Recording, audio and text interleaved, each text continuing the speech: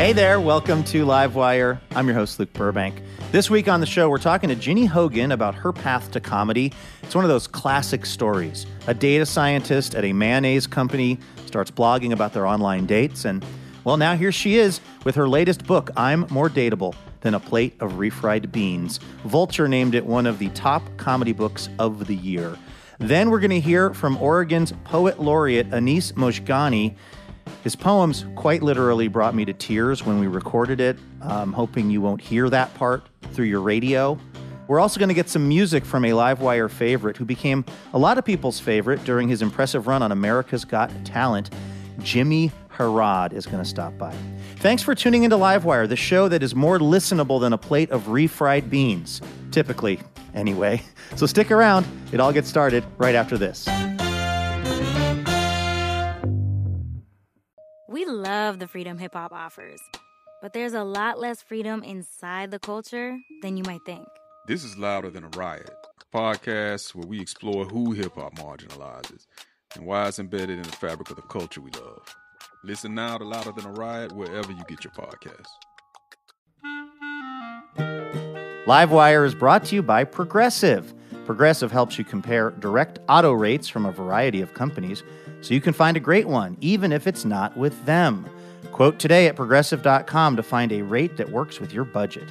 Progressive Casualty Insurance Company and affiliates. Comparison rates not available in all states or situations.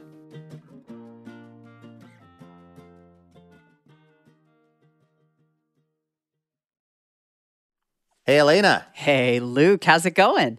It's going well. Are you ready to play the game everyone's tuning in for? Station, location, identification, examination. Yes, I can't wait.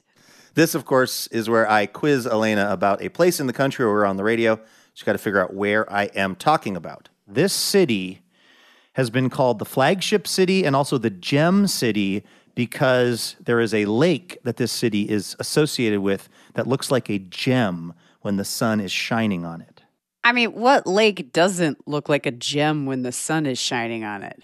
Let me try this. It is home to the indoor water park known as Splash Lagoon, which is the largest indoor water park on the East Coast. And while this city is very associated with a lake of the same name, this is not as big as the lake. This is an indoor water park that's very large, but not as voluminous as the lake that we think of associated with this town. Erie, Pennsylvania?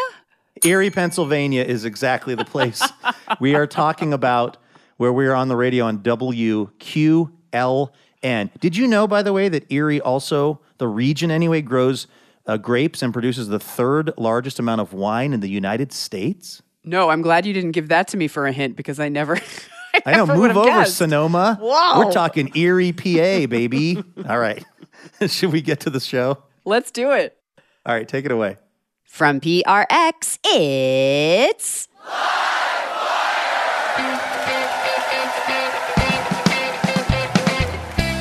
This week, comedian and writer Ginny Hogan.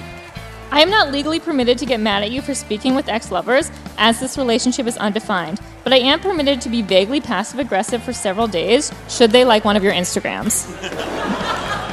And poet Anis Mojgani.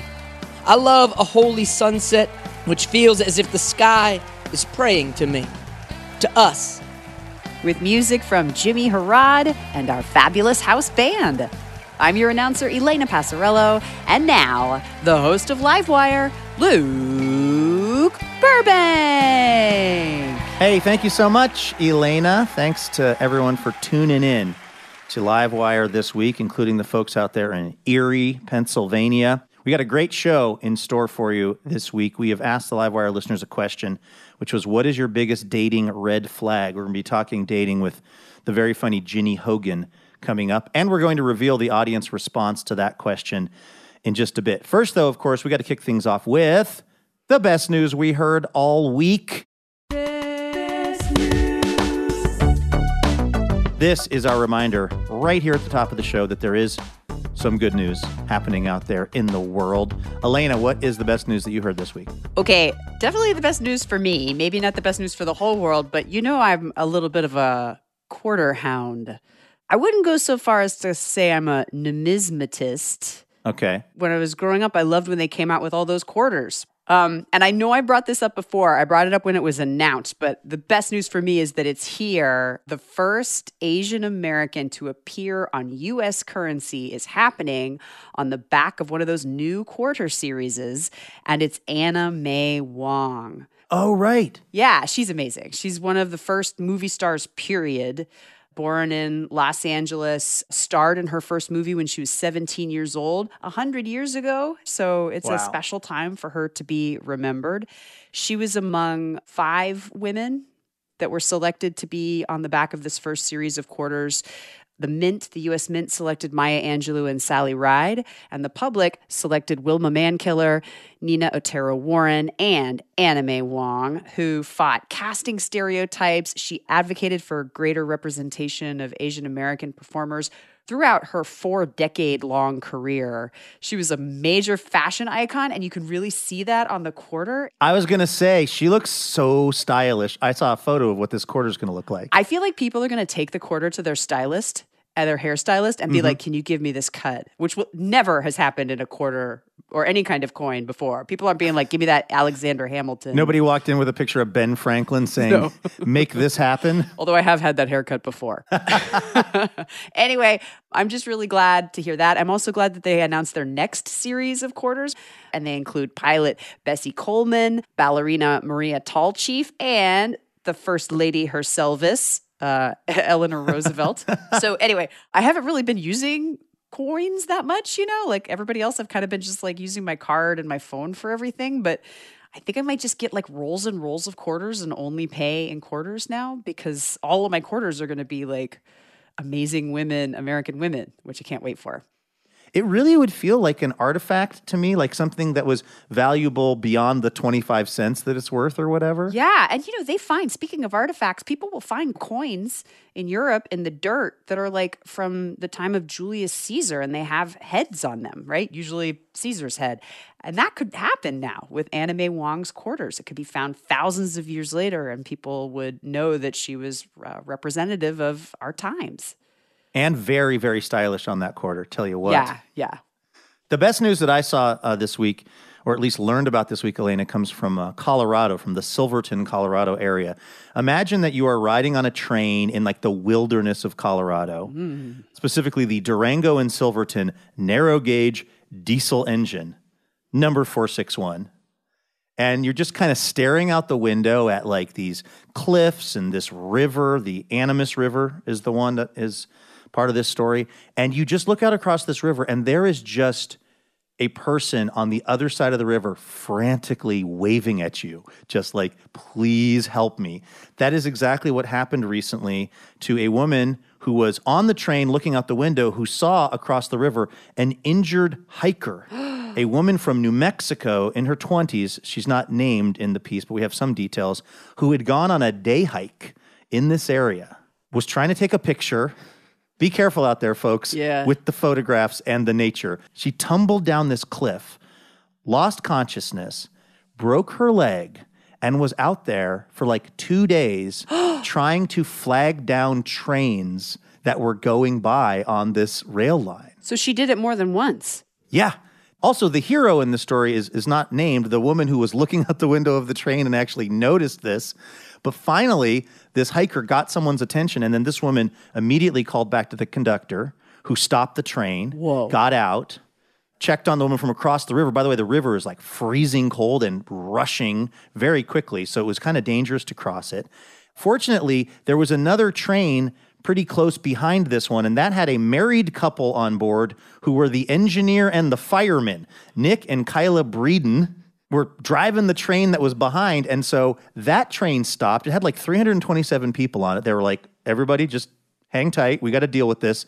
They went down, they crossed the river, this freezing cold rushing river, to administer first aid to this hiker and give her some food and some blankets, and to just kind of like make sure she was okay. Amazingly, she was doing all right considering what she'd been through. So they call a life flight helicopter. Problem is, the helicopter cannot land over on the banks of the river where the injured hiker is. And so they have to land the helicopter on the other side. And so they have to do this like very involved sort of rope-based rescue system where they basically like get these ropes set up and this backboard, and they get this hiker across the river. Meanwhile, Kyla has just been there the whole time with her, just administering aid. The train is now gone, and she's just there taking care of her.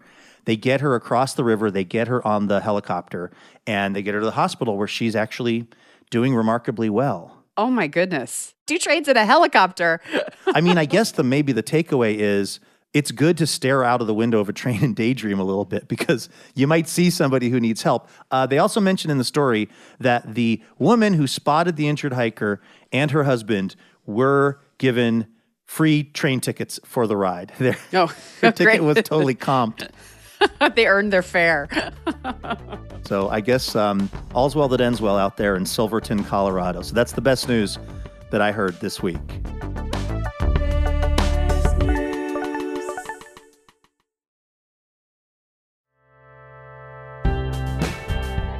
All right, let's say hi to our first guest. She is a writer and stand-up comic whose work has appeared in The New Yorker, The Atlantic, and The New York Times. Her book, I'm More Dateable Than a Plate of Refried Beans, hilariously details the ups and downs of modern romance through such pieces as Was the Breakup Mutual? A True Crime Investigation.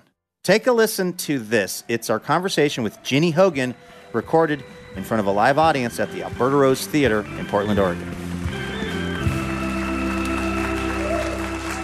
Hello. Hi. Thanks for having me. Hi. Thank you for being on the show. Are you worried that the title of this book, I'm More Dateable Than a Plate of Refried Beans, could come off as too cocky?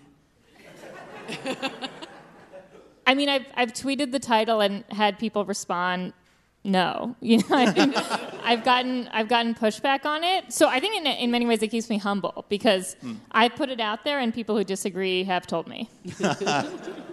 I read that you started out not in comedy but as a data scientist.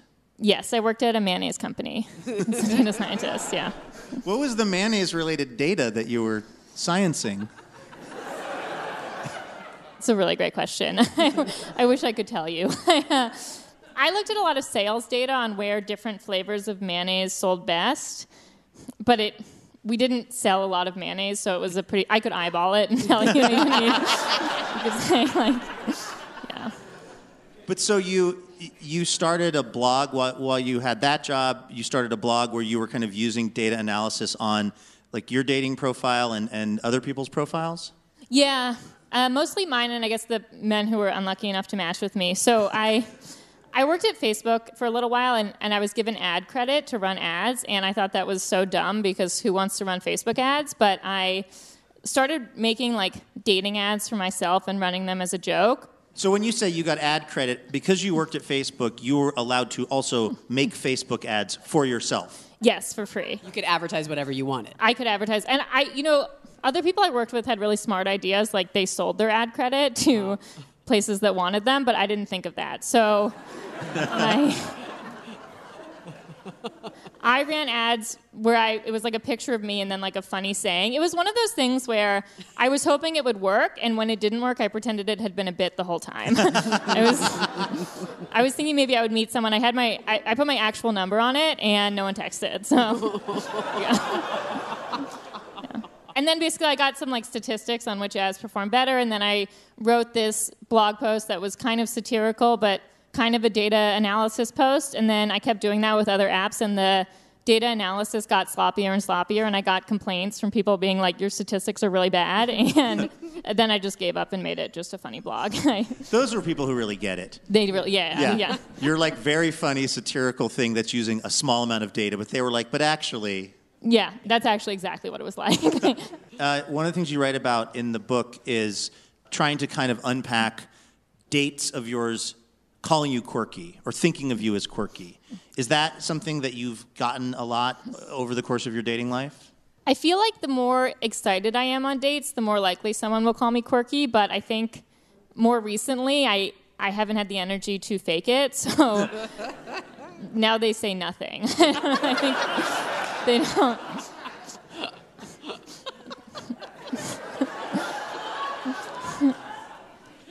One of the things that you talk about a lot in your comedy, too, is your sobriety. I'm curious, when did you get sober? Almost 4 years ago. And yeah. Thank you, guys. Thank you. I mean, if you are comfortable talking about it, what got you to that decision? Since I was doing so much stand-up, I was out every night and just kind of drinking more and more. And a lot of the time in stand-up, you get paid in free drinks. And it had kind of just sort of slowly unraveled. And then I moved to Los Angeles and took a break from stand-up for like a month. And that was kind of what compelled me to do it. But it was pretty hard to start doing stand-up again without drinking, I guess. But I will say it's kind of necessary because stand-up is like an endorphin rush. So it kind of felt like, at some point I was like, I don't know how anyone stays sober without doing stand-up. Huh. And it's sort of like, it's for better and for worse. Like in the way that you can like have fun drunk nights and also disasters, like you still get that with stand-up. And so... It's a good substitute. Yeah, it is kind of, in many ways, a perfect substitute. But it took me a while to get back into stand-up after that. Because in many ways, stand-up is like the reason I had been drinking so much, and I don't think I'd ever performed stand-up sober until I quit drinking altogether. This is Livewire from PRX.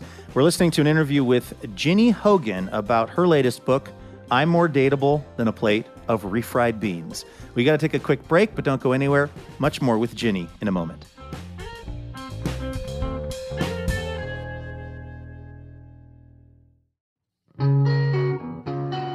Livewire is brought to you in part by Alaska Airlines. Alaska Airlines offers the most nonstops from the West Coast, including destinations like Hawaii, Costa Rica, and Belize. And as a member of the One World Alliance, Alaska Airlines can connect you to more than 1,000 destinations worldwide with their global partners. Learn more at alaskaair.com. Welcome back to Livewire. I'm your host, Luke Burbank, here with Elena Passarello. We're listening to an interview we recorded with Ginny Hogan about her book, I'm More Dateable Than a Plate of Refried Beans, recorded in front of a live audience here in Portland, Oregon. Take a listen. This book is so funny, and there's so many different kind of formats that you use to kind of talk about dating life these days. And one of the things that seems to come through in this book is that a challenge of dating in the modern moment is the undefined nature of a lot of relationships and trying to figure out what that exactly is. And you have this really funny chapter, Terms and Conditions for Being My Undefined Partner. And I was just wondering, it's sort of listed out like any contract you might sign for any cell phone plan or whatever. I was wondering, could you read some of this? Absolutely. And I will say, as a freelancer, I sign so many contracts without reading them. So this is my first time actually reading a contract. Okay. This piece is called Terms and Conditions for Being My Undefined Partner. Number 1, introduction and acceptance of agreement. The following shall define an undefined relationship entered into between me, and you, Hank. This agreement is a binding contract wherein we can engage in an undefined partnership. These terms and conditions contain legal obligations for ensuring the smooth execution of this undefined relationship, and it is advisable that you read them closely prior to commitment, as you requested that the following be drawn up when I asked, "What are we?" for the 19th time. Ex-lover disclosure. It is advised that you disclose any undefined or defined partners from your past, if you have them, which I prefer you do not. Please also include when you last spoke to them, whether or not you think they're better looking than me, and their social security numbers. This is just for my accountant. I don't personally care. Although if theirs has more 7s than mine, I will be jealous. I am not legally permitted to get mad at you for speaking with ex-lovers, as this relationship is undefined, but I am permitted to be vaguely passive-aggressive for several days, should they like one of your Instagrams. Meeting important people in my life.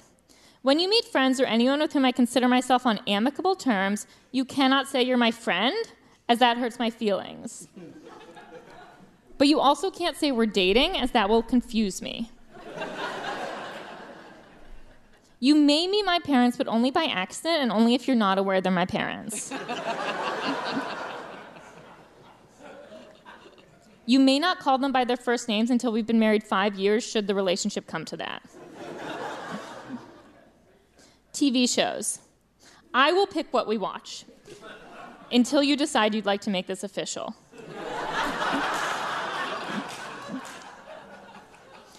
This is a standard clause for all undefined relationship agreements, according to my friend who once thought about applying to law school because her floral prints Etsy business was doing poorly. If you'd like to suggest a show, I'd like to suggest a change in relationship status.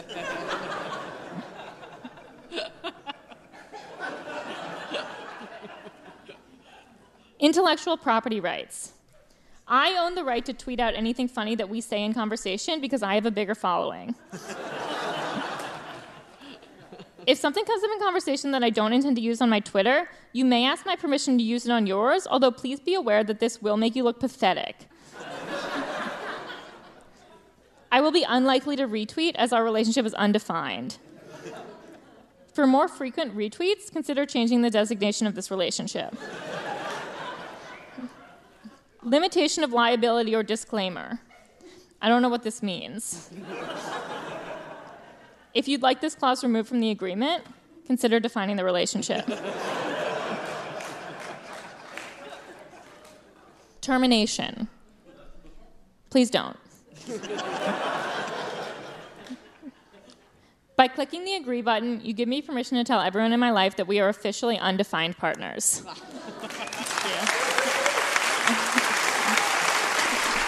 That's Ginny Hogan reading from her book, I'm More Dateable Than a Plate of Refried Beans here on Livewire. Now, I follow you on Twitter and have for a good while, and I feel like I see you tweeting about a boyfriend. Are you now in a relationship? I am, yeah. I try to keep it ambiguous on Twitter because I use old jokes all the time. So I don't want to be The Hogan accused. brand is of someone who's being frustrated in the dating space. Yes. Yeah. And sometimes when I'm single, I need to tweet out an old joke about an old boyfriend. I need to. I have needs. I don't know. Well, that's what I was wondering is if it makes it more difficult for you to write material about dating and the challenges of that when you're actually in a happy, fulfilling relationship. I wouldn't say I'm in a happy, fulfilling relationship.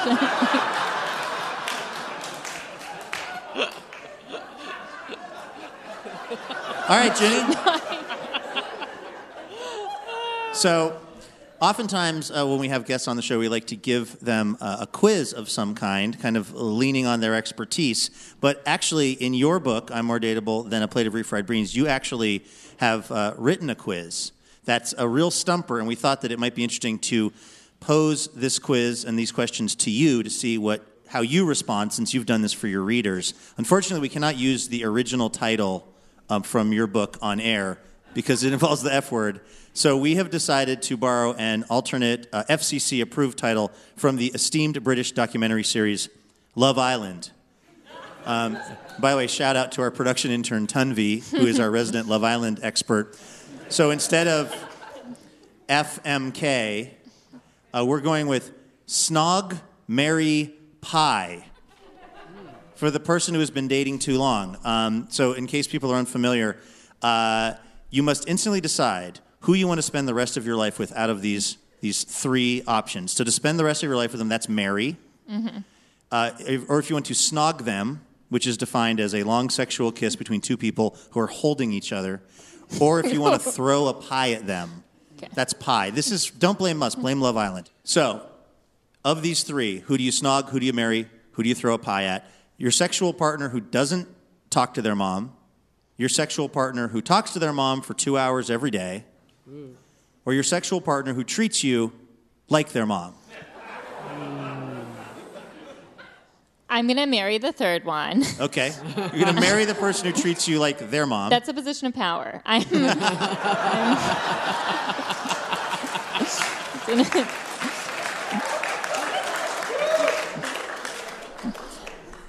I will snog the one who talks to his mom for 2 hours a day, and I will pie the one who doesn't talk to his mom. Okay. All right. Which feels harsh because maybe he has a good reason, but, you know. All right. Snog, marry, pie. The OkCupider who sends you a copy-pasted 200-word message. The OkCupider who only speaks in one-word answers. Or the OkCupider who uses more emojis than words. I'm going to marry the one-word answer guy. That's my type. I think I will pie the copy-paste message, and I'll snog the more emojis than words. Nice. You don't find too many emojis to be a turnoff. I do, but I had to pick. Life is full of hard decisions, isn't it? All right. A couple more here. Snog, marry, pie with Ginny Hogan. The person with 6 roommates, but also 6 streaming service accounts to choose from. The person who has their own apartment, but no Netflix. Or the person who lives 2 hours away, but really and truly loves you. I think I wrote this when I was more into television than I am now, because I'm definitely going to marry the one with his own apartment who lives near me. I guess I should marry the one who loves me. All right, I'm going to take it back.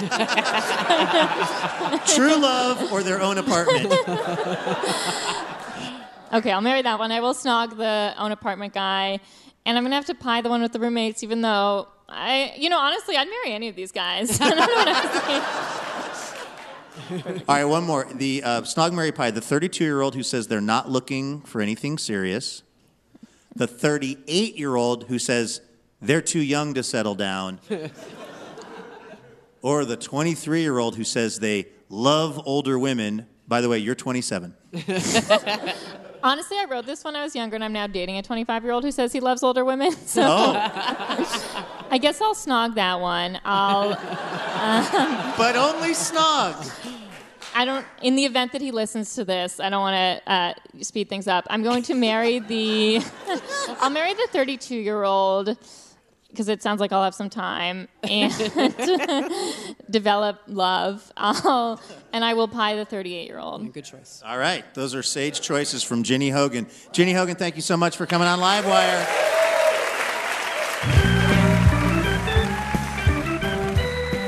That was Ginny Hogan right here on Livewire. Her new book, I'm More Dateable Than a Plate of Refried Beans, is available now. Hey, special thanks this episode to Carlos Osejo of Vancouver, Washington, and Eric Rimkite of Portland, Oregon. Carlos and Eric are part of the Livewire member community and are generously supporting our show with a donation each month, which is a really big deal to us because it is genuinely what helps us keep doing the show. Like, it's how we're able to do it. Thanks to the support of folks like Carlos and Eric. So thank you so much for supporting Livewire.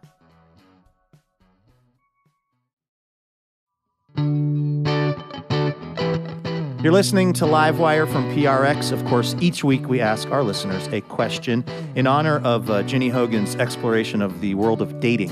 We asked the listeners, what is your biggest dating red flag? Elena has been collecting up those responses. What are you seeing? Okay, how about this one from Bo? I hope none of these, by the way, actually happened to the people who sent them in. Please. This is one of the few times we're hoping the listeners are lying to us. Yeah, I hope it's all just fiction. I hope this is a lovely novel of things that never occurred in real life. Bo suggests that Bo's biggest dating red flag is if they ask to get matching tattoos on the first date. I feel like I should ask you. So I have never been on a date, ever.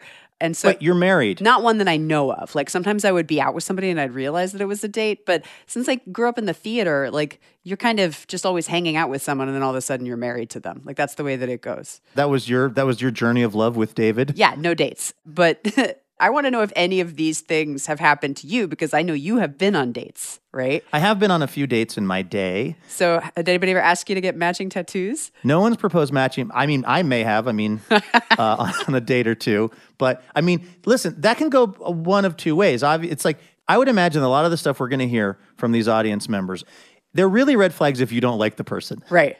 If you were swooning for the person and they said, let's run away together or let's get matching tattoos today, you could be very into it. Okay, well, how about this one then from Jim?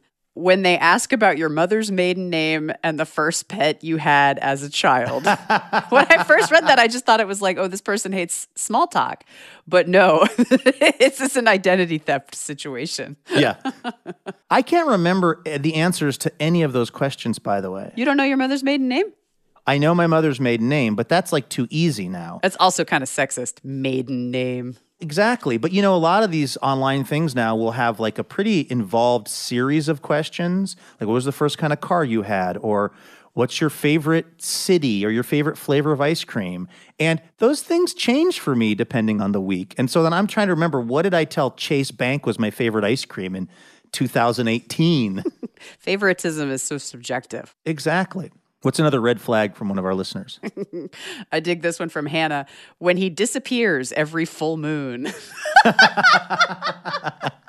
Check under his collar. How hirsute is it? Yeah, exactly. What's the body hair situation? Although Teen Wolf, that guy was a great prom date. And they did a choreographed dance with the whole high school. That looked like fun. Absolutely. So maybe good prom date, not a great life partner? Yeah.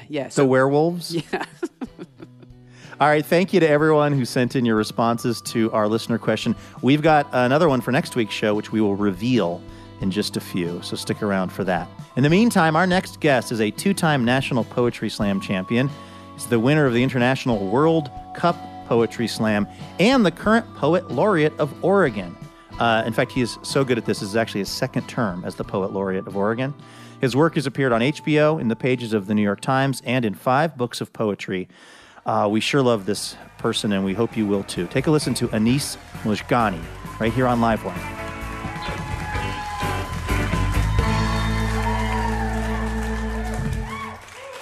Evening. Woo. This is a little poem I wrote recently. Do you remember after, when we were eating chicken and rice, when I said to you that I always love you, but today, right now, I'm in love with you? And you smiled sheepishly and sweetly, and at the same time. And I said, your face looked like an ocean agate, glowing. Do you remember this? Surely you must. It was just last week. And it was such a sweet thing for me to have said to you. And such a sweet way for you to have made me feel. So sweet, I had to write it down. Here, for you, for me, for both of us.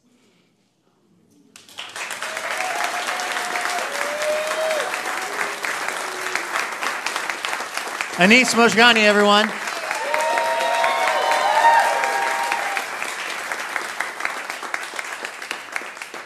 That would have to be the quickest I've gone from not crying to crying on this show. Like, that was 0 to tearing up. Just from those words. Like, how beautiful and sweet that was. That's why I get paid the mediocre dollars. Anis, welcome back to the show. Now, we have been trying to get you back on for kind of a long time, and usually there was a scheduling issue because you're currently the Poet Laureate of Oregon. That is correct. What are the actual duties of being the Poet Laureate? I mean, on paper, the duties are to make 10 appearances a year. And so, of course, in the pandemic, that is a little bit of a different thing of what constitutes an appearance. The duty of it is to be a steward to and for poetry, to and for the people of Oregon. And so however which way I find the ways to make that happen is what I do to explore over the tenure of my appointment. So are you sort of the number one promoter of poetry or keeper of, I don't know, the flame of interest in poetry? There is a flame, and the flame needs tending. Yeah. So I'll say this story, and perhaps that'll help illustrate. I was getting a burrito with my friend Jen, and we're sitting at this table. It's an outdoor food lot, and there's this person that's yelling for their friend from the back of the lot to come towards them, and they're kind of joshing their bud. They're just like, "Hey, you creeper! Come on, let's go!" And so Jen and I are chuckling. And then their friend starts making their way towards the front, and their decor was so wonderful. They had a mullet, and they needed a shave, and they had this big swarthy 80s mustache, and one dangly earring, and motorcycle gloves, Whoa. And a motorcycle jacket, and then this hot, bright neon pink baseball cap. And while they're walking past, they sort of look over and see Jen and I, and this grin pops up on their face, and they're just like, "Hey, Poet Laureate!" And fist bumps me. And they're like, see you at your next show. And they hop on their bike and drive off with this bright silver sparkle motorcycle helmet. And I was saying to Jen, like, that's the engagement that should be with everybody and every poet all the time. Yeah. You know? Yeah. And so if as laureate, I'm able to, like, carve us a little bit closer to arriving there, you know, then that's my task at hand. It sounds like it's working, at least with that guy. Yeah, with that guy. I overheard you and Elena talking backstage about this project you've been doing on Friday nights, where you're delivering poetry from a window. Yes. So see, Poet Laureate. Yeah. So like in February, I got this new art studio, not too far from my house, and it has like it's a very bland building.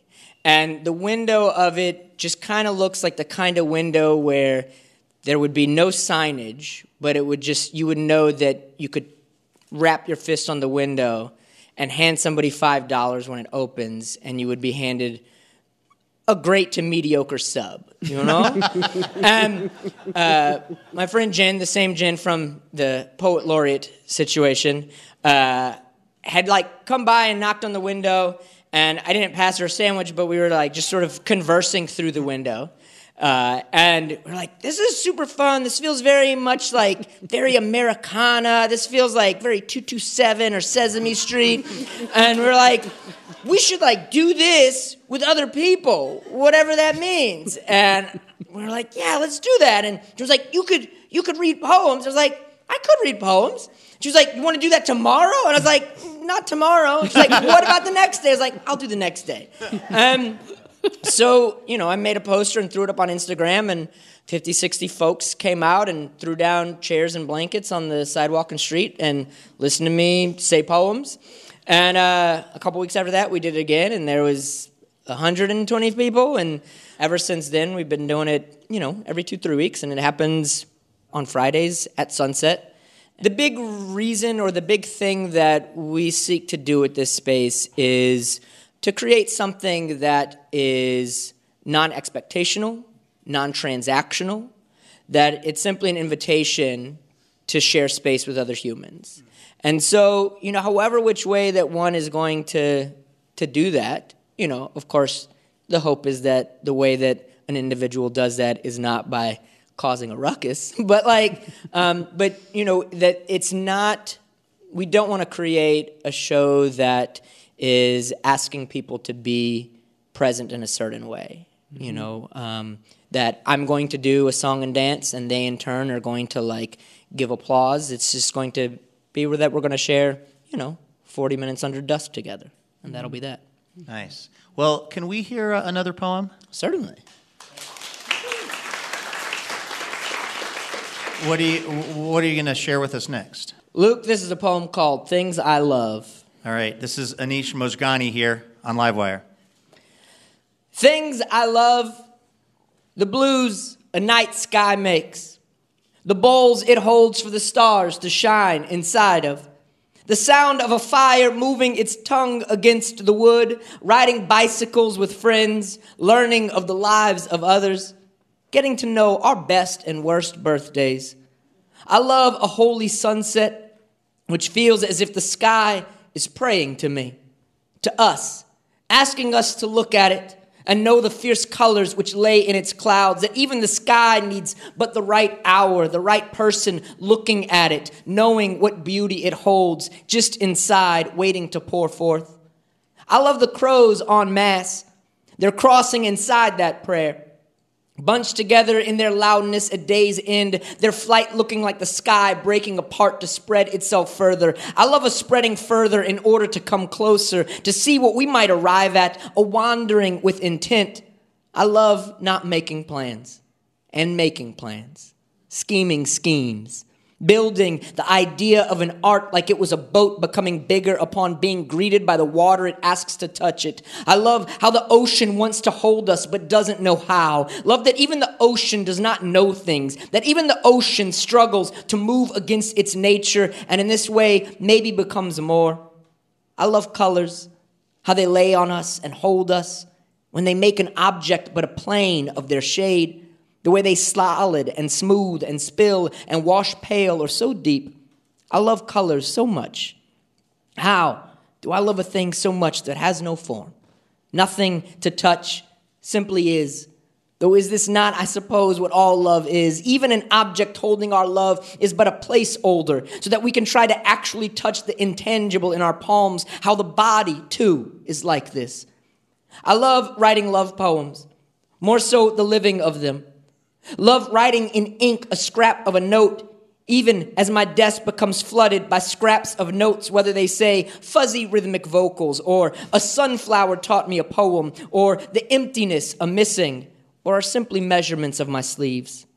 I love when the sun lands on one spot. Love eating fruit off a bush on a street, or pulled from a tree, or fallen from a branch like a gift, hugging friends goodbye even though I hate goodbyes, when full houses become empty but for me, when an emptied house becomes full, learning something new, the thought of sewing a quilt with a friend and their mother, taking February to begin piano lessons, the piano, how I love the piano. I love when someone plays the piano. When you didn't know they could play the piano. When they don't feel they know how to play the piano. But there they are in the soft quiet that kisses the two of you playing it. And my heart in this soft quiet is going from bud to bloom to petals on a floor in one breath. I love that people want to share things with each other, even when sometimes we do not know how to do this. I love this. Is this not too what love itself is? You sharing you, and me sharing me, and us sharing, and being shared with each other, back and forth, for whatever length always may be. Thank you.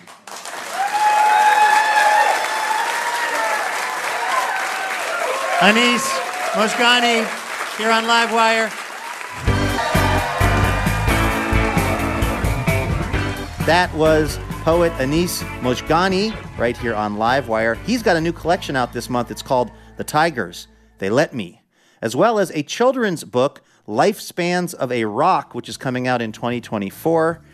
Make sure you check that out. I'm Luke Burbank here with Elena Passarello. We've got to take a quick break, but don't go anywhere. When we come back, you're going to hear some music from Jimmie Herrod, which you do not want to miss. Stay with us. More Livewire right around the corner.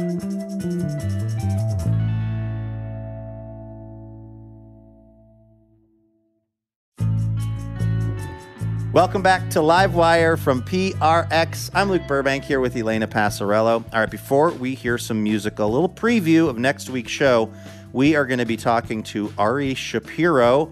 He is, of course, one of the hosts of NPR's All Things Considered, and he's written a memoir. It's called The Best Strangers in the World, Stories from a Life Spent Listening. In it, he details his time traveling on Air Force One with President Obama, also following the path of Syrian refugees fleeing a war, and what it's like to sing in front of 18,000 people at the Hollywood Bowl as you're making your debut with the musical group Pink Martini. We've also got friend of the show and comedian plus TV writer Demi Adejuyigbe. He's going to talk about the ongoing writer's strike and how that's been impacting writers like himself. And as always, we're going to be looking to get your answers to our listener question. Elena, what are we asking the listeners for next week's show? Tell us about the best stranger you have ever met. Oh, I love this one. I see. In honor of the title of Ari's book. Go ahead and let us know about that on Twitter or on Facebook. We're at Livewire Radio, pretty much everywhere.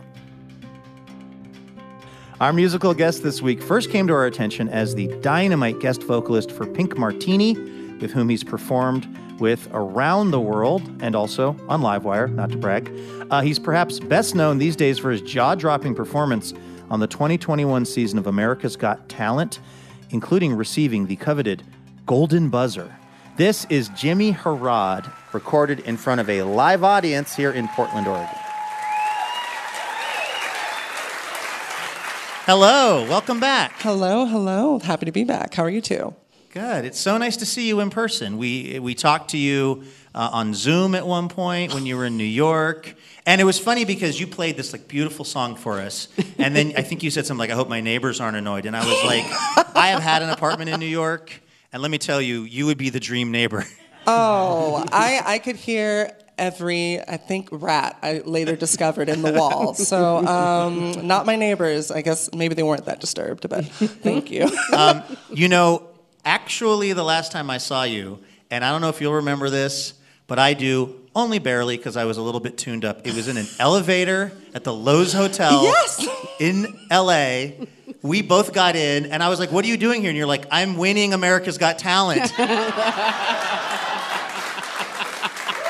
And I didn't know you were just like tearing through that competition, but you did really, really well in that. Thank you. Yeah, you know, it's a competition and it's TV and it's opened so many doors for me. While also like it's a lot of work, but it's been really fruitful for me. And it was funny to see you there because of all the people. I'm like, hold on, what is Luke doing here? I'm constantly seeing the other competitors, but and we're not even on the same episode. So we're like, oh my God, you're here too, and you're still in the competition. Oh great. Did you think I was there competing as a public radio host? You could have been. You could have started singing for all I know. How sad would Simon have been if I was like, this week on This American Live Wire? Like if I was just there to host public radio as my AGT act. That would have been, whatever the fastest someone's gotten 3 X's. But now, what's it been like for you? Because, you know, you've had this great career so far and you sing with Pink Martini, so people know who you are, but that's a different level of awareness, right? Yeah. Like people recognizing you in public now and stuff. Like, how is that for you? It's shocking. I think the most shocking place I was recognized was at night, mind you. I don't know how they saw me because I was in all black and it was very dark. But in Romania, and they're like, "You're the guy, and can I get a photo?" I'm like, "Use flash." And I'm still surprised. I'm like, you know, I've been really fortunate to have people recognize my hair, especially if I wear a hat and no one sees me. So it's totally changed my life. Yeah. I was wondering, I know that at certain points in your career, you've also taught vocal, jazz, and music to folks. And I'm just wondering, like, what would you do when somebody who really, really wanted to be a singer just didn't have it? Like they had the desire, but not the voice. Did you have a way of kind of trying to gently explain to someone that, you know, computers can fix everything? Oh, is that the answer now? Well, I could get in on it then. You know, a voice is something everyone has. So Okay. I'm not going to take that from anyone who wants to sing. You can always get better. Right, you can always get better. I mean, I got so many emails during the show and still that are like, "I hear you teach. Will you teach my kid over Zoom?" And I'm like, the Zoom days are over, Right, for the most part. But we had some lovely Zoom days. So yes, we did. but yeah, you know, there's still people asking for lessons, and you know, that in itself is quite a compliment, actually. Mm-hmm. So, what song are we going to hear first? This is a song that is about traveling and meeting someone on the road that's handsome and not understanding a word they're saying, but they're just trying to say, "I like you too." All right. This is Jimmie Herrod and the Livewire House Band here on Livewire.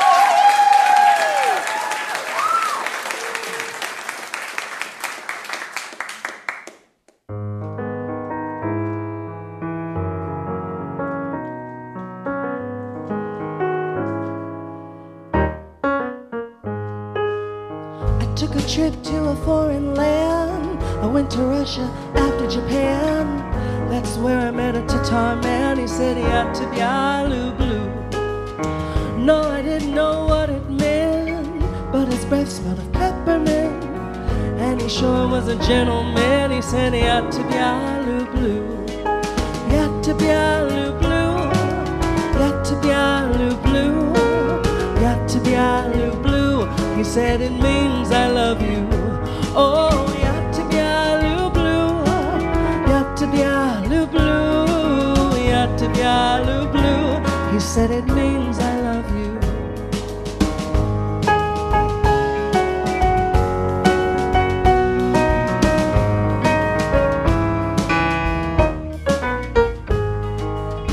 put a flower in my hair.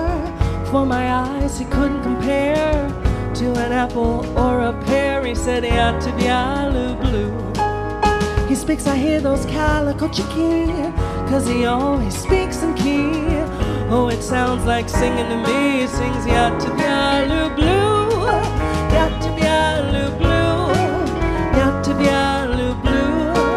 He ought to be alu blue. He said it means I love you. Oh, he ought to be alu blue.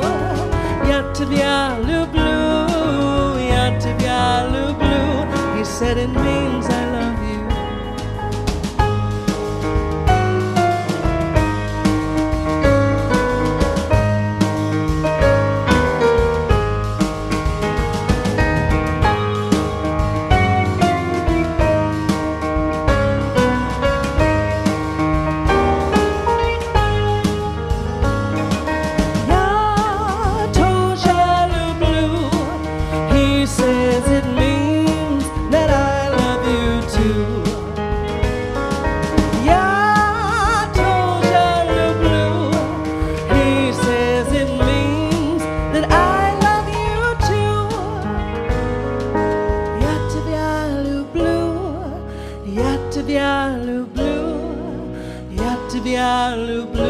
He said it means I love you. Oh, you ought to be alu blue. You ought to be alu blue. You ought to be alu blue. He said it means that I love you.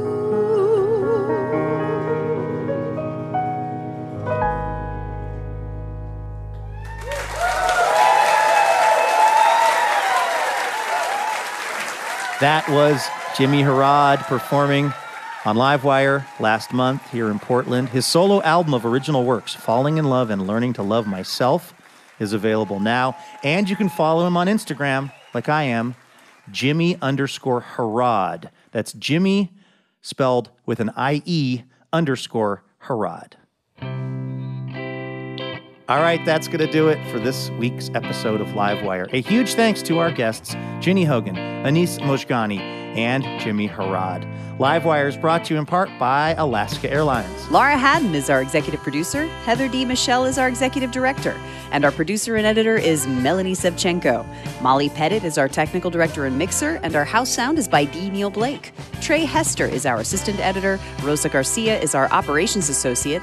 And Julian McElmurray is our intern. Our house band is Ethan Fox Tucker, Sam Tucker, A.L. Alves, and A. Walker Spring, who also composes our music. Additional funding provided by the Regional Arts and Culture Council and the James F. and Marion L. Miller Foundation. Livewire was created by Robin Tenenbaum and Kate Sokoloff.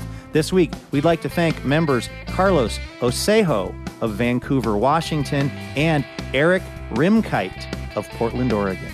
For more information about our show or how you can listen to our podcast, head on over to livewireradio.org. I'm Luke Burbank for Elena Passarello and the whole Livewire crew. Thanks for listening, and we will see you next week.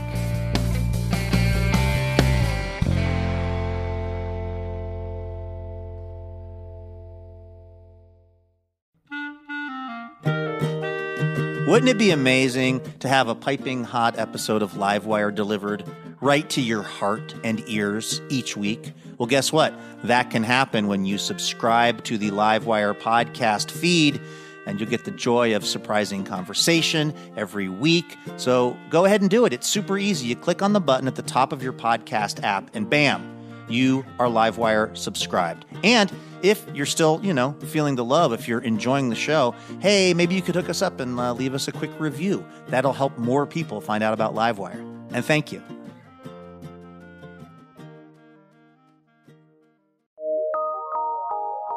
From PRX.